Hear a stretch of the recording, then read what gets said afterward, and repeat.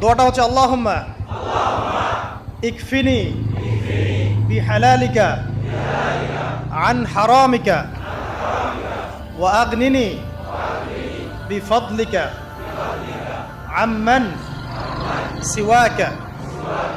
এই দোয়াটা ছোট না, এটা মুখস্থ করবেন, সেজদায় পড়বেন, নামাজের সেজদায় পড়বেন, আত্তাহিয়াতু দরুদ শেষ তারপরে পড়বেন, নামাজ শেষে হাত তুলে করবেন, যখন তখন শেষ রাত্রে করবেন।